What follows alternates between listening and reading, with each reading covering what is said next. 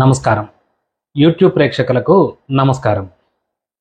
ఈరోజు నేను చెప్పబోయేది ఏంటంటే, వివాహం అవ్వాలి అంటే ఎలాంటి ఉంగరం ధరిస్తే బాగుంటుంది, ఏ ఉంగరం పెట్టుకుంటే త్వరగా వివాహం అవుతుంది అనేటువంటి విషయాన్ని ఈరోజు నేను మీ అందరికీ కూడా చెప్పబోతున్నాను.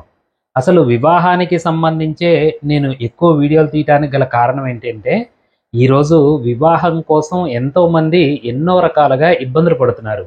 ఉద్యోగం లేక లేకపోతే సరిగ్గా ఏదైనా పని చేయని వాళ్ళకి పెళ్లి కాలేదు అంటే ఓకే, పర్వాలేదు. కానీ మంచి ఉద్యోగం ఉండి మంచిగా నెలలా మంచిగా సంపాదిస్తూ ఏ అలవాట్లు లేని వాళ్ళకి కూడా వివాహాలు త్వరగా సెట్ అవ్వట్లేదు. దీనికి చాలా రకాల కారణాలు ఉంటాయి. కాబట్టి ఏదో ఒక రకంగా వాళ్ళకి వివాహం అవుతుంది అని చెప్పి కొన్ని వీడియోలు నేను మంత్రం ద్వారా కొన్ని వీడియోలు ఇచ్చాను. దాని ద్వారా కొంతమందికి వివాహాలు అయినవి. దాని తర్వాత యాస్ట్రో వాస్తు విధానంలో ఇచ్చాను. యాస్ట్రో వాస్తు విధానంలో ఆల్రెడీ ఒక 12-13 మంది దగ్గర ఫోన్ చేశారు. గురుగారు మీరు చెప్పినట్టుగా పెట్టాము, పెట్టిన తర్వాత మాకు వివాహాలు సెట్ అయినాయి అని చెప్పేసి ఒక 13 మంది దాకా చేశారు. జస్ట్ అది ఎంత ఒక 1 మంత్ అవుతుందండి యాస్ట్రో వాస్తు వీడియో పెట్టి. అన్నిటికన్నా ఫాస్ట్ రిజల్ట్ యాస్ట్రో వాస్తులోనే వచ్చింది. తర్వాత కొంతమంది ఏంటంటే ఏ ఉంగరం పెట్టుకుంటే వివాహం అవుతుంది అని చెప్పేసి అడుగుతున్నారు. దానికోసం అని చెప్పేసి నేను ఈ చిన్న వివరణ ఇస్తాను. సపోజ్ మీది గనక మేషలగ్నము అని అనుకోండి. వివాహం అవ్వాలి అంటే ఏ ఏ స్థానాలు చూడాలి అంటే, మీ జాతకంలో 2, 7, 11 ఈ 3 స్థానాలని చూడాలి. దాంట్లో 2, 11 అనేవి సపోర్టింగ్ హౌసెస్ అవుతాయి. 7వ స్థానం అనేది ఇంపార్టెంట్ అవుతుంది. 7వ స్థానం భర్తకి భార్యను తెలియజేస్తుంది, భార్యకి భర్తను తెలియజేస్తుంది. ఇదే సప్తమ స్థానం, అంటే దీన్నే కలత్ర స్థానం అని కూడా అంటారు. కాబట్టి ఈ 2, 7, 11 స్థానాధిపతులకి సంబంధించినటువంటి స్టోన్ ఉంగరాలు మీరు పెట్టుకోవటం వల్ల వివాహం త్వరగా సెట్ అవ్వడానికి అవకాశం ఉంటుంది. అయితే దానికి సంబంధించింది అడ్డగోలుగా పెట్టుకోకూడదండి. మీ లగ్నం గనక మీకు తెలిస్తే, ఎగ్జాంపుల్ మీకు మేష లగ్నము అని అనుకుందాము. మేష లగ్నంలో 2వ స్థానాధిపతి 7వ స్థానాధిపతి, అంటే మేష లగ్నం నుండి 2 లెక్కేస్తే మేషం వృషభం, వృషభానికి అధిపతి శుక్రుడు. అలానే సప్తమ స్థానం లెక్కేస్తే అది తుల అవుతుంది. తులానికి అధిపతి కూడా శుక్రుడు. కానీ ఈ శుక్రుడు మీ జాతకంలో 6లో కానీ 8లో కానీ 12లో కానీ 10లో కానీ ఉండకూడదు. అలాంటి ఉంగరం మీరు పెట్టుకోవాలి. అంటే మీకు ఇప్పుడు మేషలగ్నంలో తీసుకుంటే శుక్రుడు సపోజ్ 12లో ఉన్నారు అని అనుకుందాం. అంటే 2, 7 స్థానాధిపతులు ఏమయ్యారు, 12లో ఉన్నారు. కాబట్టి మీరు శుక్రుడికి సంబంధించిన వజ్రం ఉంగరం మాత్రం ధరించకూడదు. మరి ఇంకా ఏ స్థానాలు చూడాలని అంటే 2, 7 తర్వాత మనకి మిగిలిన ఇంకో సపోర్టింగ్ హౌస్ ఉంది, 11వ స్థానం. ఈ 11వ స్థానాధిపతి గనక శని అయితే, శని ఆయన సొంత స్థానంలో ఉన్నప్పుడు, అంటే 11వ స్థానాధిపతి గనక సరైనటువంటి స్థానంలో ఉన్నప్పుడు, అంటే సరైన స్థానం అంటే ఏంటి, ఇందానే చెప్పాను 6, 8, 12, 10 స్థానాలలో లేనప్పుడు అది సరైన స్థానంగానే పరిగణిస్తాము. అలాంటప్పుడు ఈ 11వ స్థానాధిపతికి సంబంధించినటువంటి ఉంగరం పెట్టుకోవటం ద్వారా మీకు త్వరగా వివాహం సెట్ అవ్వడానికి అవకాశం ఉంటుంది. కాబట్టి నేను చెప్పిన విధానాన్ని చెప్పినట్టుగా ఫాలో అవ్వండి.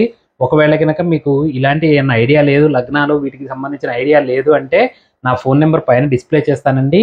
డిస్ప్లే చేసిన ఫోన్ నెంబర్కి మీరు ఫోన్ చేసి నా కన్సల్టేషన్ ఫీజు ఏంటి అన్న విషయం కూడా మీకు ఫోన్ చేస్తే నేను క్లియర్గా చెప్తాను. కానీ ఈ స్టోన్స్ నేను ఇక్కడ నుండి పంపించడము, మీకు ఉంగరాలు చేయించడం మాత్రం జరగదండి. కేవలం నేను సజెస్ట్ చేస్తాను మీకు ఏ ఉంగరం పెట్టుకుంటే వివాహం అవుతుంది అన్నది. దేనికంటే ఇప్పుడు నేను మీకు చూపించబోయేది చిన్న చార్ట్ కూడా చూపిస్తాను. ఈ చార్ట్ అన్ని ఎగ్జాంపుల్గానే ఉపయోగపడతాయి. నేను చూసే విధానం చాలా అడ్వాన్స్డ్ టెక్నాలజీతో ఉంటుంది. అడ్వాన్స్డ్ విధానంలో మీకు ఏ ఉంగరం పెట్టుకుంటే త్వరగా మ్యారేజ్ అవుతుంది అనేటువంటి విషయం నాకు తెలుస్తుంది. కాబట్టి ఖచ్చితంగా నాకు మీ date of birth, time, place ఖచ్చితంగా ఉండాలండి. ఇవి లేని వారికి ఎలా అంటే ప్రశ్నాజాతకం అనేటువంటి ఇంకో విధానం ఉంది. దాని ద్వారా అయినా సరే చూసి చెప్పడం జరుగుతుంది. ఏది ఏమైనప్పటికీ మీ డేట్ ఆఫ్ బర్త్ డీటెయిల్స్ ఉంటే మీరు ఏ ఉంగరం పెట్టుకుంటే మీకు వివాహం త్వరగా సెట్ అవుతుంది అన్న విషయం నేను ఈజీగా చెప్పగలనండి. నమస్కారం.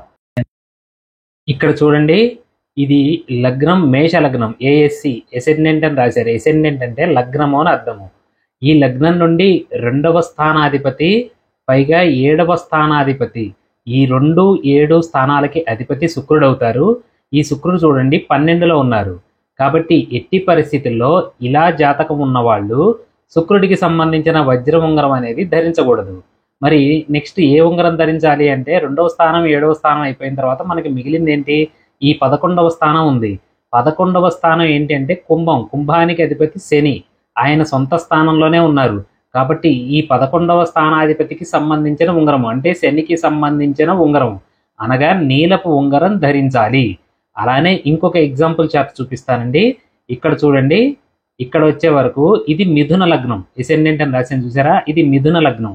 ఈ మిథున లగ్నం నుండి జాతకం అంతా ఇలా ఉంది అంటే వీరు వివాహానికి ఎలాంటి ఉంగరం ధరించాలి అంటే మొదటగా 2వ స్థానాధిపతిని చూడాలి.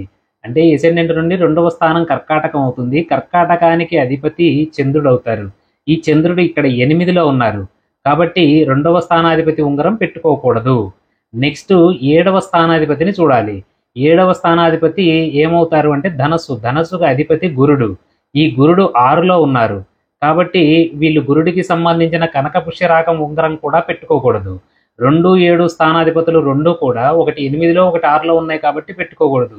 ఇక మిగిలింది ఏంటి అంటే 11వ స్థానం. ఈ 11వ స్థానాధిపతి ఎవరు అంటే కుజుడు. కుజుడు ఆయన సొంత స్థానంలో 11లో ఉన్నారు.